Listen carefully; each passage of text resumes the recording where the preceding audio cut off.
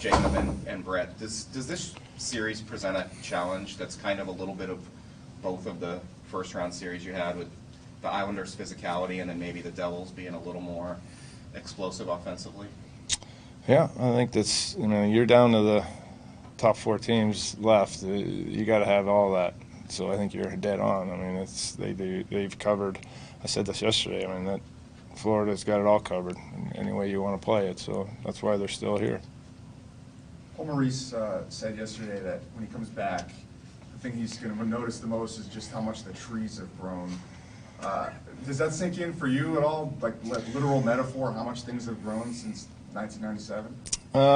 Well, there's no doubt that things have changed, and for the better. I mean, I think we've grown as a community, as a team, as everything, and I think it's been a real positive growth.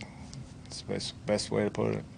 Abroad, all the teams that are left are all southern part of the country. It's not original 6 and teams. And you guys have had this year with the stadium game and everything else. How valuable do you think to the league it is when you have these, quote, non-traditional markets that are sort of making the imprint like this in the playoffs and getting everybody's attention?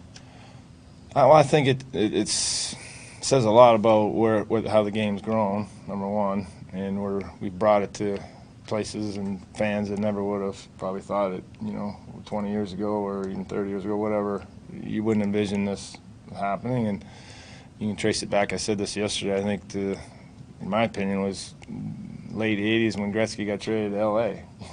I think it spawned a whole new awareness in the States of hockey, and now here we are. I mean, I'm not surprising that these teams are good. The whole league is good. It's just like you said, where they've put these cities, and hockey's a great game. People love it as we know. I know you've said plenty that when you were a player you didn't envision yourself becoming a coach.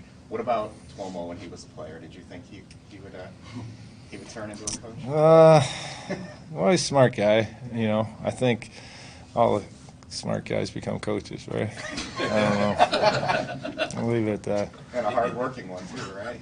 Definitely. You talked about you finding your own way when Paul was had his way. I just wanted to see if you could elaborate. Like, how would you describe what your way was?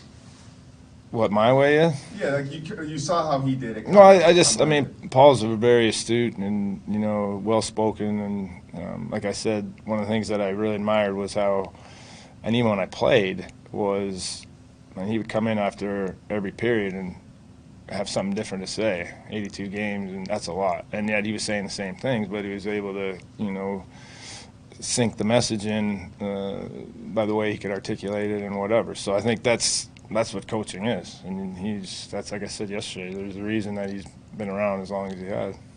Matthew Tkachuk's one of the great agitators in the league right now. How much does it help to have Jacob Slavin back there as maybe the guy who gets least rattled by anything? Yeah, well, it helps. I mean, Slavin against anybody is going to help, right? I mean, I think he's one of the better defenders, and like we talked about. So they got a great player over there, and yeah, I mean, I'm sure it gets under your skin a little, but if there's a guy that's pretty calm and cool about all that, I mean, Jacob doesn't get rattled, and we're going to have to be dialed in on that and play the game the way we need to play it, whistle to whistle, and not get caught up in that stuff, because that's obviously not to our advantage. Can Jacob settle everyone out the way he is on the ice? Does it settle everyone he plays with too? This whole group. I mean, we've seen it in other series. It didn't get it. It didn't. That stuff doesn't rattle us, and I think, because of the people we have in there, and I think, like you mentioned, Jacob's one of them. Shazy doesn't get rattled. Pesh. None of these guys. They get rattled. They have a job to do, and they're going to go out, and they're going to try to do it. Jarvis said, I think it was in the Islander series, you helped him become a functioning human. I was just wondering what you think he meant by that. I have no idea. He's a kid. He's a kid, and he's growing up with, we've got a bunch of great people around him here, but he's just a kid, got thrown into the adult world here, and, everybody has to help a little bit, and I think we've done a good job of that, and, he has to be willing to want to learn, and that's the thing, on and off the ice. I think he's done a great job with that. Would you assess him as a functioning human, though? Oh, yeah.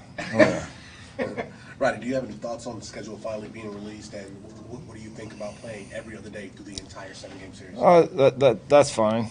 I mean, I think we'd all love to just get playing. I mean, them too. I think they had a couple of days off. They probably would have rather let's just play. Why are we having off days and dead days? And I get it, TV stuff and all that, but we could have had a couple games done by now, and I think everyone would have been happy about it, but that's not how it goes. So, it's, once it gets rolling, it's going to be right back in the hamster wheel there, and, that's good.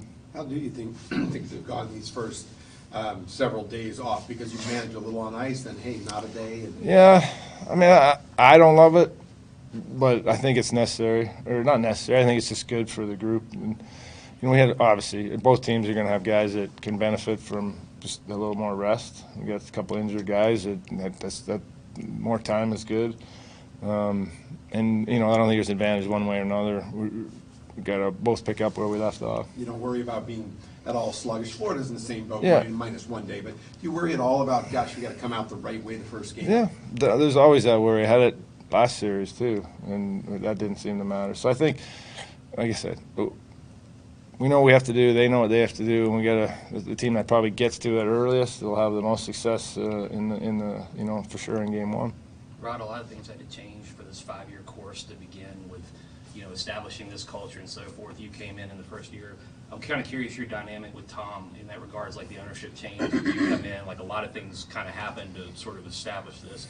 How you've sort of worked with him and how much credit you think he deserves in that regard for culture. He deserves all. I think that if there's credit to be thrown around and you take the players out of it, it starts with him. Right away, day one, saying we're going to make changes, and everyone was like, whoa.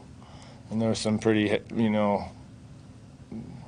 real changes, right? And with player personnel and management and everything else, and he kind of rocked the boat a little bit. But he's had a great vision, and at the end of the day, we have a great relationship. When we talk all the time and we argue all the time, and it's all trying to get better. And end of the day, what I love about it, he wants to win.